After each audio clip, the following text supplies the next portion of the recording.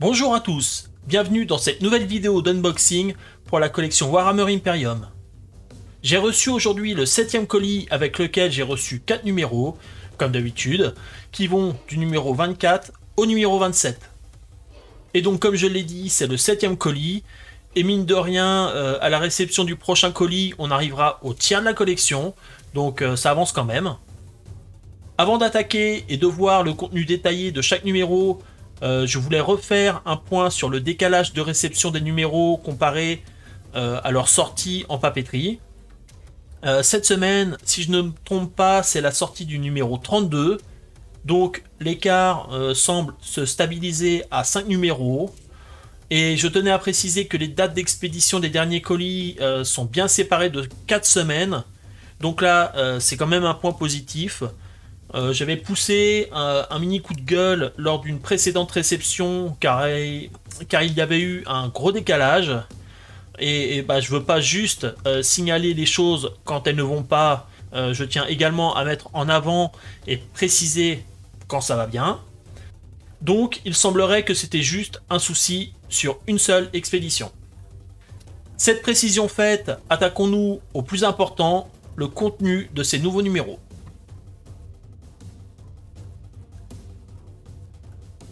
Je commence par le numéro 24.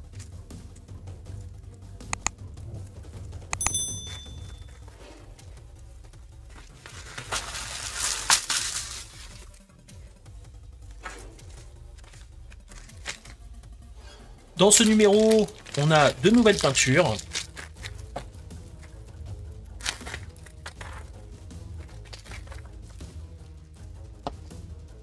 Il y a une couleur de base, le Rackart, je sais pas comment ça se dit, Rackart Flèche.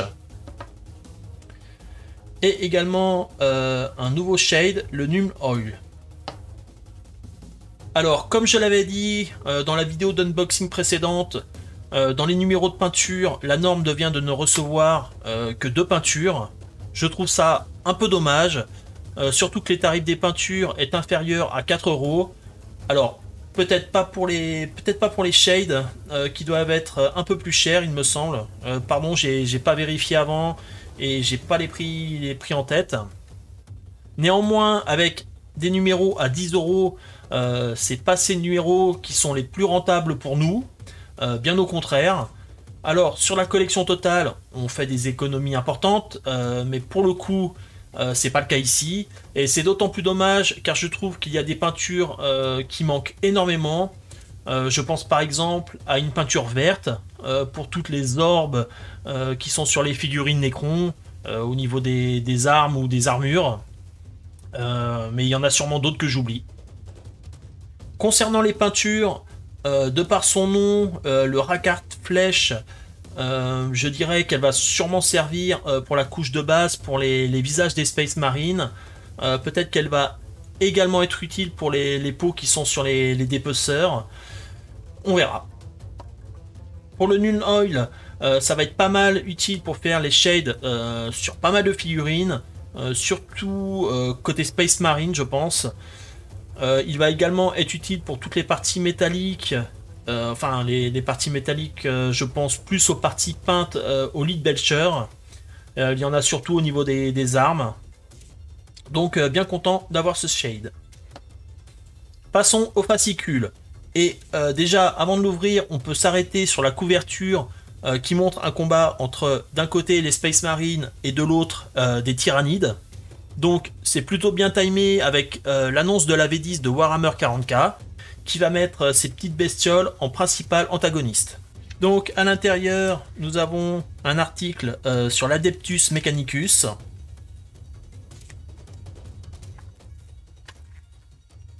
Avec les armes qu'ils utilisent. Pour les Necrons, il y a un article sur dégradation et rancune. Il y a également un article sur les Tyrannides. Il y a également une notice de peinture pour nos nouvelles peintures. Donc là, on voit que le Rackart Flèche se met plutôt sur les sauts de pureté. Et après, on doit rajouter une couche d'Agraxer Shade. C'est utile également sur l'espèce de tunique pour le lieutenant Primaris. Et là, le Numb Oil, c'est vraiment, comme je l'ai dit, sur les parties métalliques des armes, surtout les parties en lead belcher.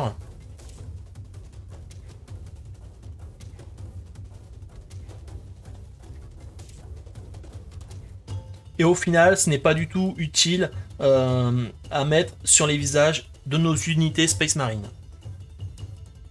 Enfin, on arrive à la partie tutoriel, donc avec les objectifs et les points de victoire. Là, les règles avancées. Un pack de missions.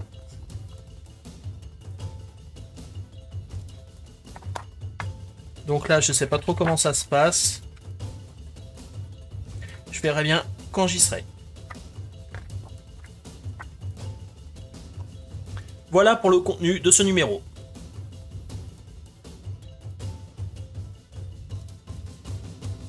Pour la suite, je passe au numéro 25.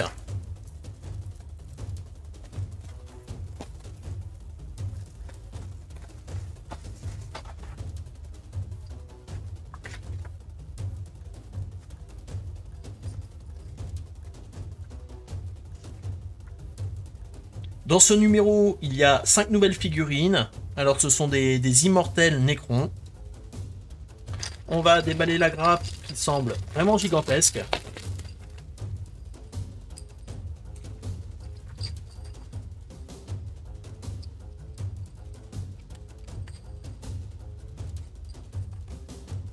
En regardant la grappe de plus près, on peut voir ici qu'on a 10 têtes différentes. En regardant, on peut voir également qu'il y a beaucoup d'armes. Il y a bien les faucheuses Gauss à double canon, donc comme sur l'image de présentation. Mais il y a aussi ce qui semble être des espèces de fusils. Ils sont vraiment beaucoup plus longs. Et là, on dirait des sortes de canons. Alors c'est peut-être pas ça, je ne maîtrise pas encore bien les types d'armes des Necrons. Mais en tout cas, il semble y avoir pas mal d'options d'assemblage différentes. Et pour le coup, je parlais de rentabilité pas géniale pour le fascicule précédent. Pour celui-ci, je pense qu'on est plutôt pas mal. Passons au contenu du fascicule. Donc là, on a une image supplémentaire des immortels. Alors j'aime bien l'aspect des figurines. Elles sont beaucoup plus imposantes que les guerriers Necrons.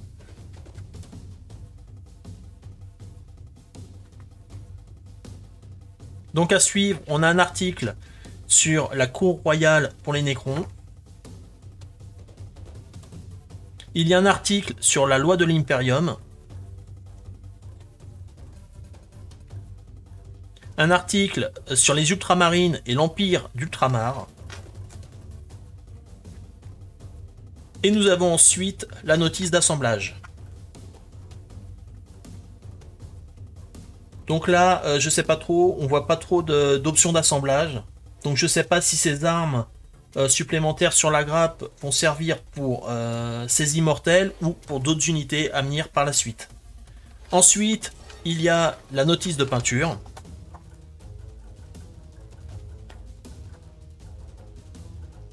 Des fiches techniques pour des unités.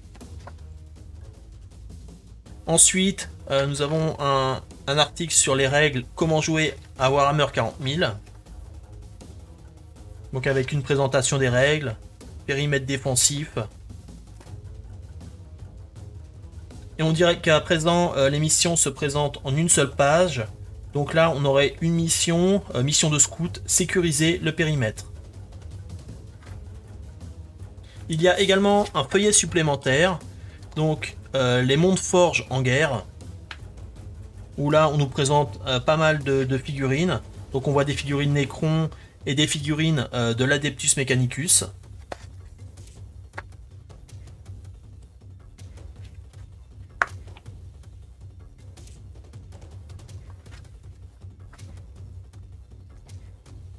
Donc voilà pour le feuillet. Et pour le contenu de ce fascicule.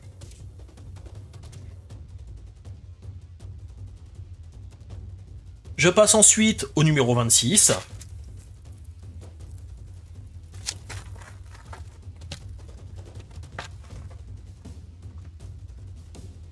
Celui-ci contient une figurine de l'Adeptus Mechanicus, donc c'est un technoprêtre Dominus.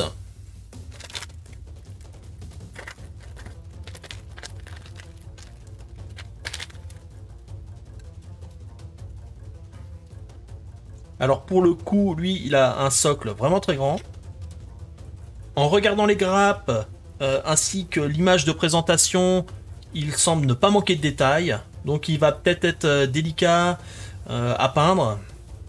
Certaines pièces ont également l'air d'être assez fines, genre cette pièce-là, celle-là où c'est une espèce de canne, je crois, celle-là également. Donc, faudra voir par la suite la solidité de la figurine. Même si ça n'a pas l'air d'être au niveau des dépeceurs qui avaient leurs griffes qui partaient un peu dans tous les sens, là ça semble rester compact, donc à voir une fois monté. Mais en tout cas, les détails de la miniature sont vraiment très fins. Passons au contenu du fascicule. Ici, nous avons une image un peu plus grande de présentation pour nos nouvelles figurines. Et donc, on peut voir là qu'il y a des détails de peinture tout autour de la capuche.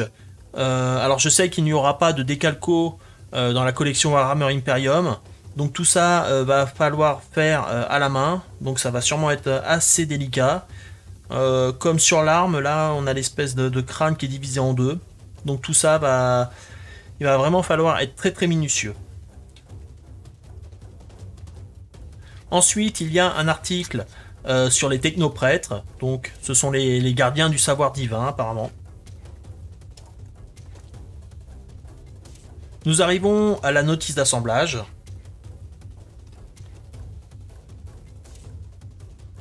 Et ensuite, c'est à la notice de peinture.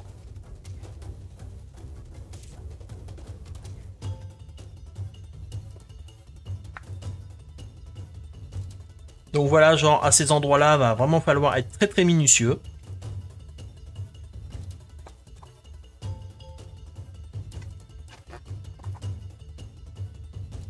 On peut tout de même constater que malgré notre nombre limité de peintures, on arrive maintenant à des résultats qui sont quand même vraiment plutôt bons. Toutes les parties ne sont pas encore recouvertes, mais tout de même on a des figurines qui présentent bien.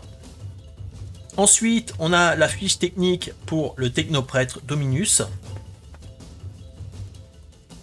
On a les règles de base. Et donc là, j'ai l'impression que c'est également une nouvelle mission. Purger le secteur Hepta.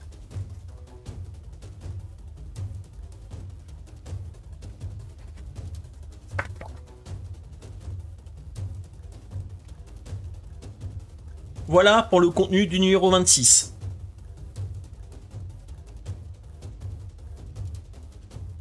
Enfin, je termine avec le numéro 27.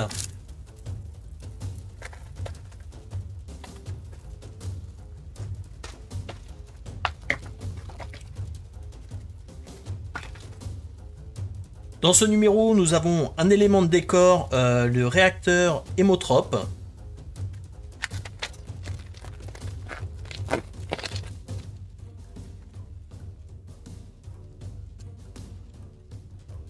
Alors j'avais déjà vu des images, mais bon, il n'y avait pas de figurine à côté, et là au final je me rends compte qu'il est plutôt imposant. Il aura une bonne taille une fois assemblé. Alors je crois que j'ai une figurine d'un guerrier Necron juste à côté. Donc là on peut voir que le guerrier Necron est quand même relativement petit par rapport au réacteur hémotrope du coup. Comme pour tous les éléments de décor, on devrait en recevoir 3. Par contre, là, contrairement au conteneur dont on avait reçu les 3 exemplaires sur un intervalle de 6 numéros, là, il me semble que ça va prendre beaucoup plus de temps.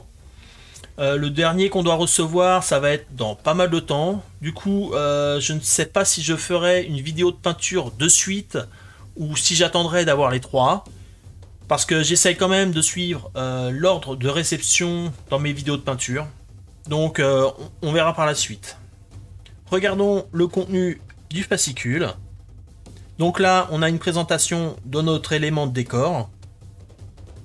Je trouve ça bien sympa d'avoir les crânes avec une partie noire et blanche et avec l'engrenage derrière inversé. Apparemment, c'est un symbole appelé l'Opus Machina. Nous avons ensuite un article sur les escouades de ligne. Il y a également un article sur les âges de l'humanité, donc les ténèbres avant l'Imperium. Il y a la notice d'assemblage pour le réacteur hémotrope, ainsi que la notice de peinture.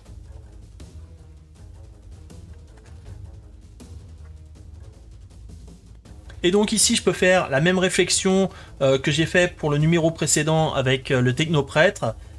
Une fois arrivé à la fin de la notice de peinture, on a vraiment des figurines maintenant qui ont beaucoup plus de gueule. Ensuite, on passe à la section tutoriel avec un résumé de règles. Donc les différentes phases.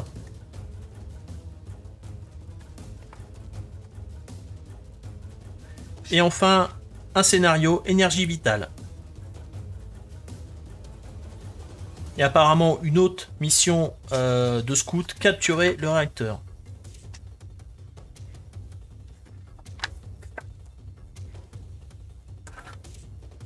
Voilà pour le contenu du numéro 27. Voilà pour le contenu total de ce 7e colis.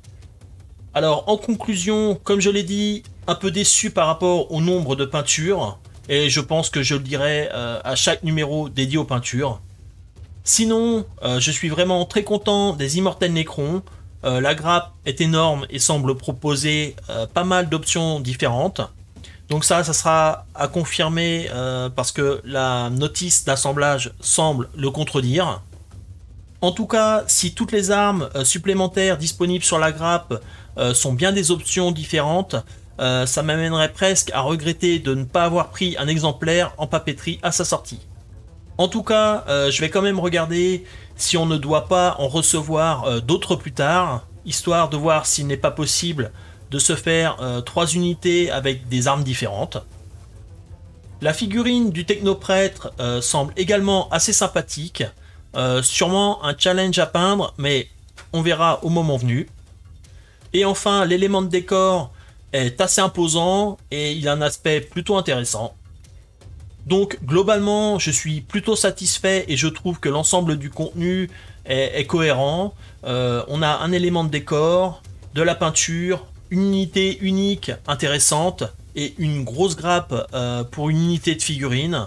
Donc c'est plutôt pas mal. Voilà qui termine cette vidéo. Pour la prochaine, si j'arrive à faire ce que je veux, elle devrait être un peu différente de ce que j'ai déjà proposé. Mais bon, ça, on n'y est pas encore. En tout cas, merci d'avoir regardé cette vidéo jusqu'au bout et à bientôt pour la suite.